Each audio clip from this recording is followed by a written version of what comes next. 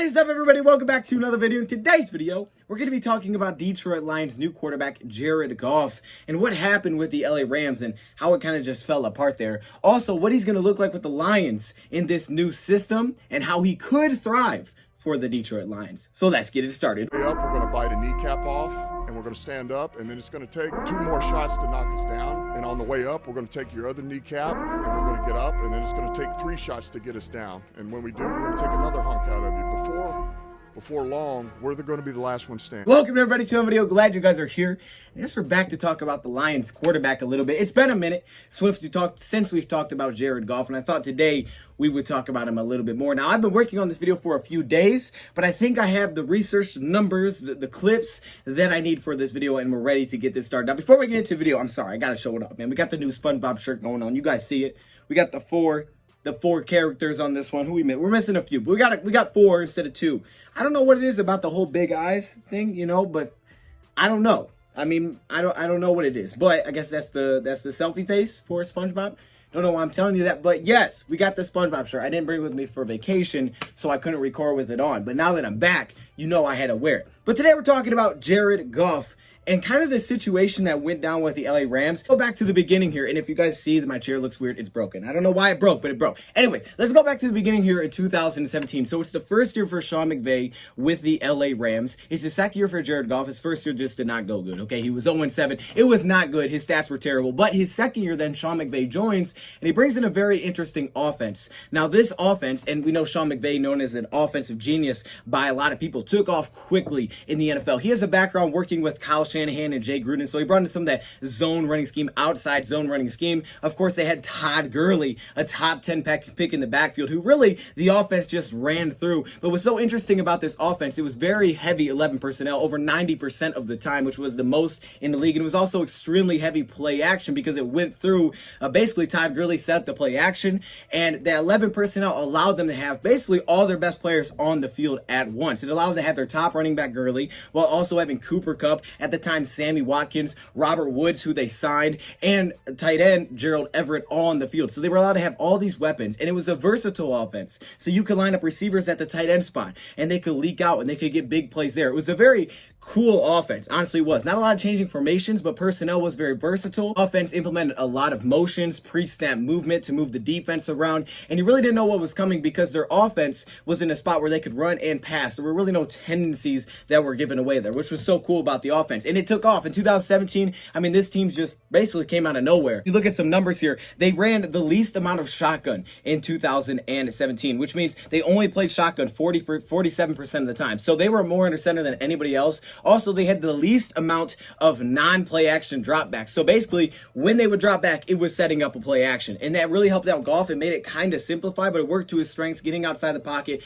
took away some pressure. They had such a good run game, and he was able to get all these weapons on the field at once. And like I said, it took off. The zone runs, the bootlegs, it was great. And then you head in 2018, it just got even better. And these two seasons with McVay and Goff were outstanding, and it led to that big extension, the 4-year, $139 million, because in 2018, they're in the Super Bowl, right? They go to the Super Bowl, they're playing the Patriots. Now, that game was pretty bad, but I think it was really near the end of that season where things started to change a little bit. So in 2018, they go out, they acquire Brandon Cooks. The offense was just clicking on all cylinders. Jared Goff had a great season, 32 touchdowns to 12 interceptions. I mean, it was a great year, over 100 pass rating for Jared Goff, and it led him to the Super Bowl. But it was near the end of the year where it seemed like teams started to pick up a little bit on how to slow down the Rams. And I know, we can't give the Lions credit for a lot because they haven't been that good in the last couple years, but we can give them some credit for this.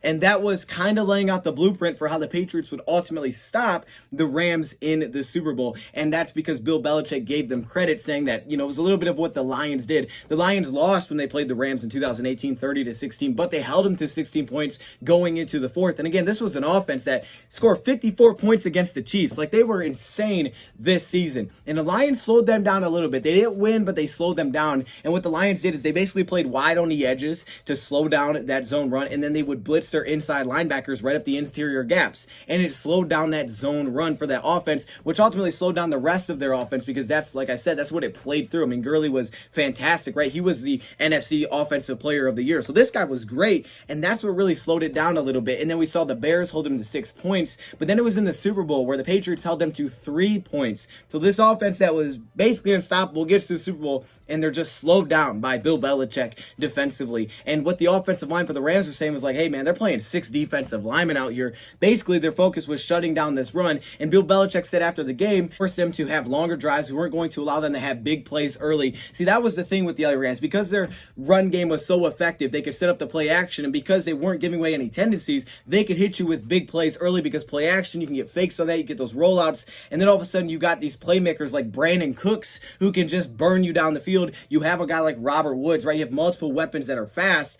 And then you're leading the big plays. Well, the Patriots, they said, okay, we're going to take that away. We're going to put 6 defensive linemen out there a lot. We're going to really shut down this run game. And then we're going to try to make you have long, sustained drives. And it really hurt the LA Rams. And it seemed like it was like, okay, a couple teams may be picking up on how to slow down this offense.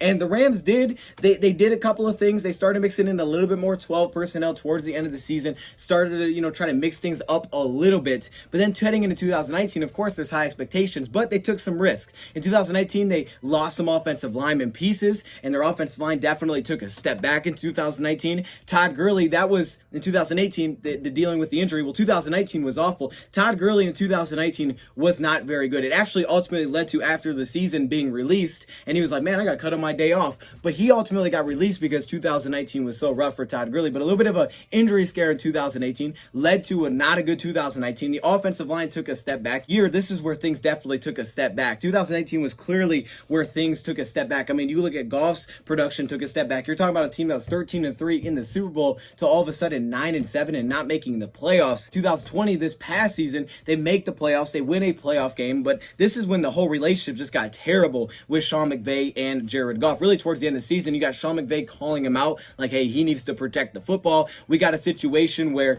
back and forth, some players on the team are like, hey, Goff's our quarterback. Other guys are like, John Wolford's our guy. And it was the situation where Goff was injured, so Wolford took over, but then Wolford got injured, so they put Jared Goff in. It was a really ugly situation to end the season, and it was not a great year for Jared Goff either. They still weren't able to get back to those 2017, 2018 numbers. After the 2019 season, they moved on from Todd Gurley, and it was $20 million in dead cap, but they moved on from Todd Gurley, which kind of seemed like it may have been, kind of the engine of that offense a little bit. So they move on from Gurley. They move on from Brandon Cooks. They lose some pieces, and the offense just isn't the same. They also change up a little bit, like we talked about schematically, mixing in some different personnel packages. They're running way less play action bootlegs and naked bootlegs. They go from 29% there down to 18%, when Jared Goff, when he's running these bootlegs, was 133 pass rating. Offensive line did seem to improve a little bit.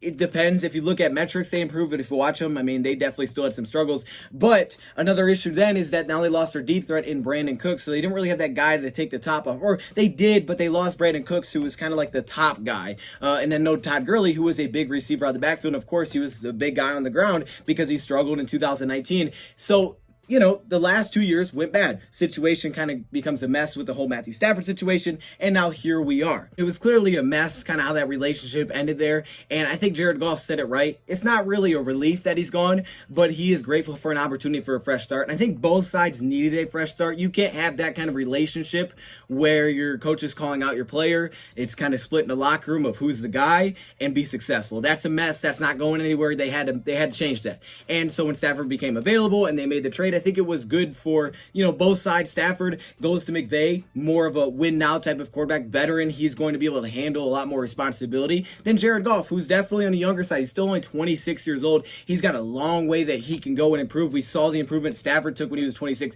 Stafford was not polished when he was 26. I'll tell you that. Okay, he had a lot of turnover issues, just like Jared Goff has had recently on quarterback, but he's also proven that he can win, and we know the kind of potential he has as a former first overall pick. And I went through the film, and there's a lot of things to like. There are concerns, but there are a lot of things to like. But when you try to answer the question, so what did go wrong? Because if you know what went wrong, then you could try to figure out how do we get him back to when Jared Goff was thriving. And it's not like you're going to try to copy the offensive scheme, as you shouldn't. And like I said, I think teams were definitely starting to pick up on it a little bit. And I think the scheme will be different for Sean McVay with Matthew Stafford. He'll do different things because I think he was trying to do and keep it more simplified for the quarterback. And now with Stafford, he's going to try to unveil a little bit more. He's a very aggressive coach by nature, and we know Stafford's a very aggressive quarterback. So I think those two are probably going to mesh pretty well. But for a guy like Jared Goff, offense was the way that it was because he thought that was the best based on his personnel, and that will change. But for the Lions, we know it's going to be a different scheme. Actually, it could be a very different scheme. And let me explain why. So the only news that we've gotten from Jared Goff here on what the offense could look like, because we haven't seen anything. We actually haven't got to see them, show their offense. They're only doing 7-on-7s, things like that. But the only thing that we have from Jared Goff is that it's going to be a multiple offense with spread principles. Also said it's going to be a little bit what Anthony Lynn did with the Bills, a little bit what he did Chargers last season. So he said it's going to be a little bit from that, a little bit from there, but it's going to be a multiple offense with spread principles is basically how Anthony Lynn has explained it to him. Now, I'm sure he would have a better answer now because this was a little while ago, but that was the answer that he gave to us about what the offense is going to look like this season. Also, the word is that Jared Goff is involved, and that he's listening to Jared Goff, and they're basically building kind of this offense together and how they want it to go. Goff definitely has an input on how they are going about this offense and what it's going to look like next season, and that's one thing that Jared Goff said he is empowered by. And I think one part you can't overlook as we get into this is the confidence that he's going to have and how comfortable he's going to be with this coaching staff and this team. If you're confident in yourself, you're going to play much better. And him being a part of building this offense and what they're going to do this season schematically, where he's comfortable, what he likes to play in, is going to be huge. So we're going to talk a little bit about it. But with the moves the Lions have made, that Jared Goff has had probably some input on some of this. So far this offseason about what Jared Goff has done is honestly incredible. How well he's shown up, how quickly and how fast he is off to the start. Him meeting with the players in the offseason, his command over the team. I mean, he apparently has been very vocal. He's been a big leader, and it seems like he's just very comfortable here. He feels wanted here, and it's not like the other situation with the Rams. He may be a little more loud, a little more outspoken because he feels way more comfortable in this situation. Just to me, like Jeff Okudah is as well. It's all about confidence. I mean, confidence is key in sports, and it seems like Goff has that, and that can't be overlooked. And Goff believes, hey, I'm taking this team over top. Goff's view isn't, hey, we're rebuilding, because if that's Goff's view is, dang, I'm not going to be here. Goff's view is, we're going to win because I want to be the quarterback. Goff understands, just like we do, how his contract works out. He knows he needs to prove it quickly, so he's trying to win now. They go to a multiple offense with spread principles, and basically a spread is just spreading out the defense, and that on its own is going to be much different. It does take you to a little bit what the Bills did, what the Chargers did last season. For example, Justin Herbert played out of the gun 65% of the snaps, definitely more than the LA Rams, not a ton, but definitely more than the Rams did. But if they go to some of those spread principles, that first part will be very different from what the Rams did, specifically early with Sean McVay and Jared Goff. They're playing under center more than any team in the NFL, and in a league now that plays a lot spread, a lot of gun formations. For them, they were playing a lot under center. So that first part will be very different. But it's not completely new to a guy like Jared Goff. And it wouldn't surprise me if this is a part that he has a hand in, because remember, Jared Goff coming out of college, that's all that he did. 99.8% of his snaps at Cal came out of the gun. So for him, it's something that he's familiar with. That would be the first big change that we would see. Also, spread. Okay, if you're spreading out the field, that's very different from what we saw with the LA Rams. The average width, like how far you're spreading out the field, they had the lowest in the NFL. So for them, they played very tight formations, which made sense. That way they could change in their personnel. Like I said, receivers could play the tight end spot, and it kept things mixed up. It made it tough for a defense because it didn't really give anything away. So you didn't really know what was coming. And that was so beneficial for Sean McVay's offense. But if you're going to a spread principles, that's going to bring Jared Goff back to his college days a little bit. A spread offense basically just means spreading out the field, usually 3 to 5 receivers. Doesn't necessarily have to be out of the shotgun, but usually it is shotgun or pistol. Schematically, there's going to be some huge changes. It's tough for us because we can't really look back on Jared Goff film aside from his college film, which was back in 2015, and say, okay, this is how he performed when playing in this type of offense. And they also bring up multiple offense, which makes sense when you're going to go based on matchups. Some games you're going to play heavy under center. Sometimes you're going to spread them out. So you can do both. But with spread principles, that's definitely going to change it up schematically. Can't emphasize enough how important it is that Goff is having input on the offense. So while we may not know all the ins and outs, what it's going to look like, we do know that Jared Goff should be comfortable in what he's doing because this is what he wants to do. It's not like with the Rams where all of a sudden running this offense that's very different from what he did in college. Not that it didn't work, but it was just very different. And we don't know if Jared Goff liked him or not. I don't know how much input he had on it. Clearly the relationship wasn't good there, but Goff feels comfortable here and he's happy that they're like, okay, hey, how do you want to do this? I feel like Aaron Rodgers would be a little jealous right now. But I think a big part then is the personnel that you have. I think there were some very big personnel factors of what went wrong with the LA Rams. And I would say Todd Gurley was a huge one. Now we've heard the rumors, Lions interested in Todd Gurley. They may sign him. They may do it at some point. And I think Todd Gurley could be a solid depth running back. But the whole situation that went down with Todd Gurley, I think he was kind of the engine of that offense. Some people didn't say he was. I think he kind of was on terms of players on the field because I think so much went through Todd Gurley. Of course, he was the NFC Player of the Year. Obviously, that's impressive. But not only as, a runner, even though he's a fantastic runner, also as a pass catcher and also just the threat of him on the field because it set up play action. And if you look at Jared Goff's stats with Sean McVay, he's usually at the top of the league in terms of play action yards. Last season, he was 4th. Tons of his stats come from play action. And it fits him well, but it fit the scheme. It made it kind of simple for Jared Goff. He could see the entire field. It used some of his athleticism and mobility, but play action was huge for Jared Goff. And I think a lot of that was set up by Gurley's presence just being on the field. But after the 2018 injury, 2019 not playing the same, and then 2020, going into 2020 season, releasing the guy, taking on a $20 million dead cap, I think that really hurt them. Sean McVay's not dumb. He saw what, Todd Gurley was looking like, and we saw last season with the Atlanta Falcons. Yeah, he's not a workhorse back. Like, that's not who he is anymore. But I think he could be a solid depth piece. But, he's not a workhorse back. That's not how you want to use him. His effect, not only as a runner, because I think he was a really good runner, but also just as a threat and also as a pass catcher, can't be overlooked. As a pass catcher, in Goff's first season with McVay, he led the team in receptions. So much Goff threw to him because for Goff, it was a safety blanket. It was his check down option. He could really rely on throwing the ball his way. That really wasn't the case recently with Todd Gurley, as he has struggled to get separation. Actually, I think it was last year by analytics, he had the lowest separation in the league of any guy going out for a route, which is kind of crazy. I know it's a running back though, so I guess it kind of depends on what routes. I think it was such a huge part for a guy like Jared Goff to have that, and that's why he was so high in reception. So I think losing that was huge. When you look at the Lions running back room, them having DeAndre Swift, of course, and obviously bringing in a guy like Jamal Williams, and the rest of the guys can catch the ball as well. I think that's going to be huge for Jared Goff because he loves to go to his running backs.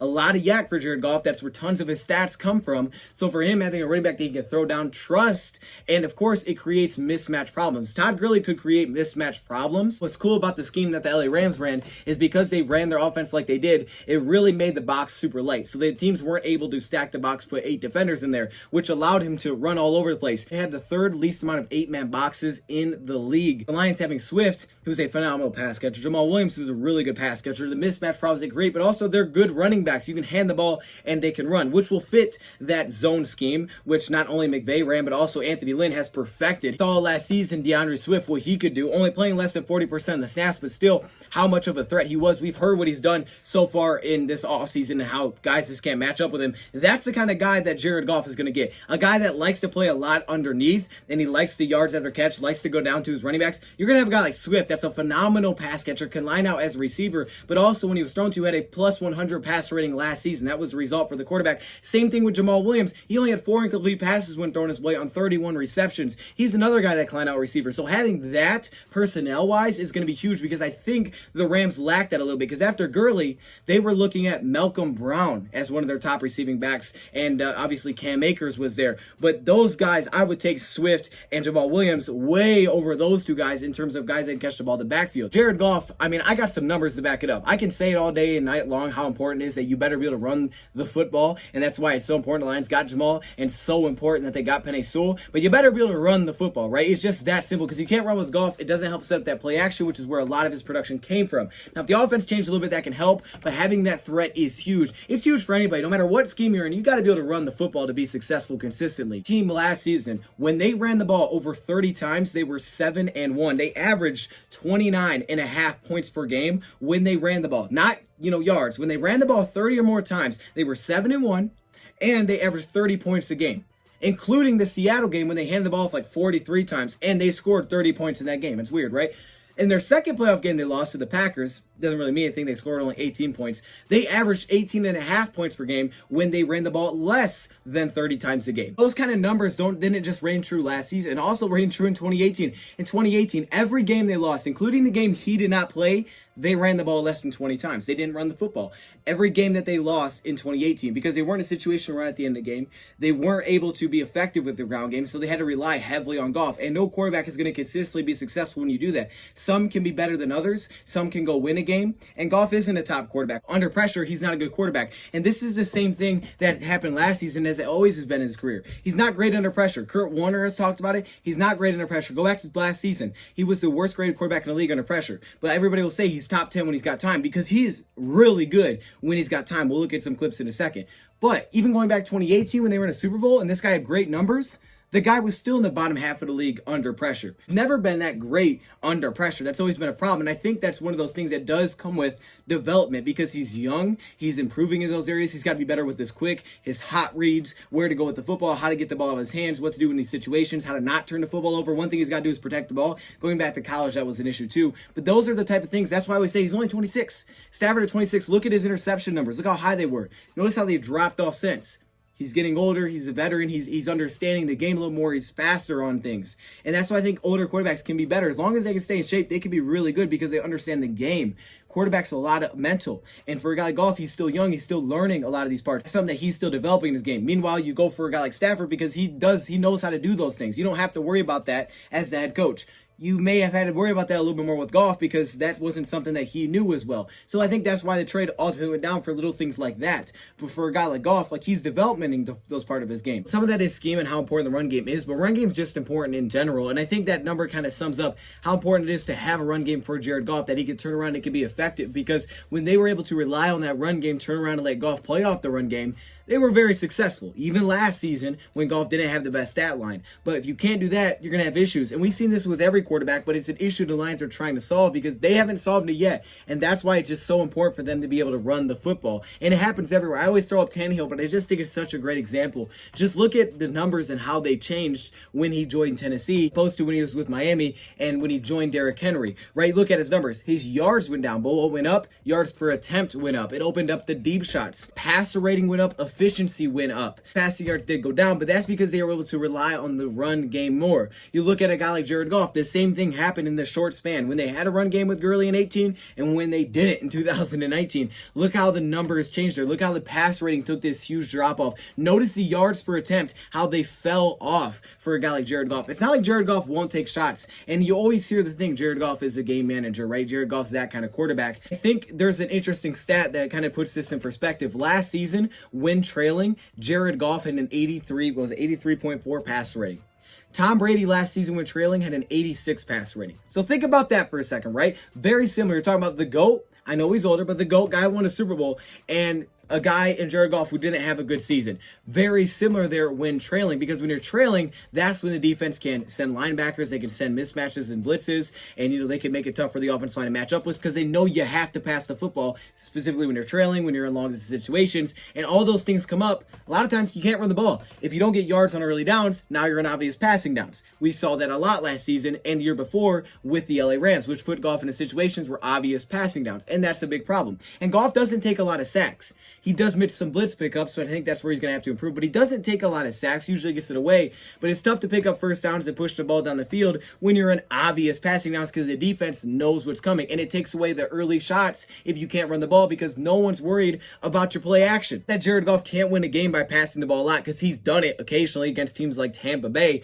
But if you go back and you're asking him to pass it 50, 60 times because you don't have a threat of running the ball, well, you're going to be in trouble. And it doesn't really matter who the quarterback is. If you can't run the ball, if there's no threat of that at all, you're going to be in trouble. It just ain't going to work. Consistently, you're not going to win, because you're not going to be able to just rely on that one aspect. And Anthony Lynn hit on this, saying that, hey, we want to focus on being balanced. We need to be a balanced offense this season, and that's what the Lions need. Is they need to have that run game. It doesn't need to be the best, but it needs to be effective. And I think that's a huge part of what the Rams started to lose. That's a big reason why some of the struggles that we see, and you see the pass rating drop, the similarities when you're trailing. Everybody's worse when they're trailing because teams know you're passing the ball. Makes it really tough to throw the football when you're trailing. Everybody is worse when they're trailing in terms of pass rating for the most part, but everybody's better when they're leading. That 2018 season when Jared Goff was leading, so everything's open, everything everything's at your disposal. He had a 122 passer rating, 20 plus touchdowns, 4 interceptions. When trailing, then he had 7 touchdowns to 3 interceptions, and his pass rating was in the 90s. Numbers aren't exact because the point I'm trying to make isn't you have to be leading all the time because, well, we won't be. But you have to have that threat to run the ball, because if you have at least a threat to run the ball, games are going to be more tightly contested. That's for sure. You're going to be more contested because you're going to be able to play the game at your own pace. I think it kind of gives you a little bit of representation of how important it is to be a balanced team, because you're more balanced when you're leading than you are when you're trailing. Another part of that, not having your Brandon Cooks, you take one of the top weapons. Now, you still had other guys out there. You had your Robert Woods, you had your Cooper Kupps, but taking away a top weapon always hurts. So what the Lions do, they brought in Brashad Perriman and they brought in Tyrell Williams. Now, we're not talking about two of the greatest receivers here. We're talking about speedsters that have size that stretch the field. Both of those guys on the field are threats. Khalif Raymond. If you're going to run a spread offense, it's all about speed. It really is. It's all about speed. So you got to have guys that can get by other guys. And Tyrell Williams, Brashad Perriman specifically, Khalif Raymond for sure, these guys can all stack players. I don't think they're going to have huge numbers, but it's just about occasionally being able to take the top off, being that threat to stretch the field. That threat is going to be huge for the Lions. Once again, what's nice about having these big, deep threats that are fast on the outside is it kind of takes Goff back to his college days a little bit. Lawler was 6'3". Their second leading receiver was 6'3". These are the guys that can go make plays deep. Now, Cooper Kupp was tall. Cooper Kupp wasn't really a deep threat, right? He was more of a slot. He wasn't that fast. These guys are fast and big, and the Rams didn't really have that. Cooks was fast, but he wasn't big. Robert Woods isn't that tall. Van Jefferson isn't that tall. So this kind of, once again, maybe gives something Jared Goff is familiar with. A big, tall, fast receiver on the outside, and maybe he'll be more willing to take some shots because he'll be able to see him. I mean, honestly, like Goff hasn't really had that guy with the Rams, and now he's got a couple like that. Now, Goff loves to attack underneath. Don't get twisted. He loves to attack the middle of the field, and he loves to attack underneath. But he will take those shots. Specifically on play action, he did. He will take those shots now that he has, I think, some guys that can stretch the field. It's just the threat of having that is what's going to open up other things. But then you have your Amon-Ra St. Brown, Cephas's, you have, whoever it is underneath. I think those are the guys that are going to have the most production. But you know who's going to have tons of production? TJ Hockenson. And we've heard about it all offseason. The connection between Goff and Hockenson has been phenomenal. Well, when you look back at what the LA Rams had, and they had Gerald Everett and how they used their guys, and a lot of one tight end sets. They ran a lot of one tight end sets. And for the Lions, we're not 100% sure what they're going to do here. Darren Fells did say, he'd be the blocking tight end, but it's going to be TJ Hockenson that's going to get the main workload. Darren Fells may get a few catches here and there, but it's going to be about TJ Hockenson. Hockenson will be the best tight end that Jared Goff's ever played with. It's crazy to say that. Am I crazy? I don't think so. Hockenson's the best tight end that Goff will have ever played with. Think about that. So you're going to have a tight end that's an upgrade, and Goff likes to go to his tight ends, right? We've seen that he's very willing because he likes to attack over the middle, and he likes mismatches. Big targets are going to be very beneficial. He likes the big targets like the Cooper Kupps. It's easy for him to see those guys. And we've heard about Hockenson, how dominant he's been this offseason, the connection between those two. They're going to get along well because Hock likes getting the ball thrown to him, and Goff likes to throw it to him. That connection is going to be crazy. He may lead the team in receptions next year. It wouldn't surprise me. Him and the running backs, to me, will probably lead the team in receptions. And I think behind that, you'll get your slot receivers like Amon-Ra or Quintez Cephas, whoever that's going to be. And I think on the outside, you'll get the occasional deep passes to stretch the field. But when you look at the Lions, you don't see a lot of money spent offensively. However, the type of pieces that Goff thrive with, the type of pieces that he likes, the Lions did bring in those guys. The fact that he's getting his input on how he wants his offense, where he's going to feel comfortable, that's huge, I think, because, you look at him when he's in comfortable situations with the Rams in the past, the way that he looks off defenders that people don't realize, but when you watch the All-22, you can see it, the way he sets up routes when he knows where things are going. People say when he's playing a rhythm, I think he was playing within the play, when he's playing within the system, when things aren't off schedule, when they're a mess because there's pressure or they're in a bad situation.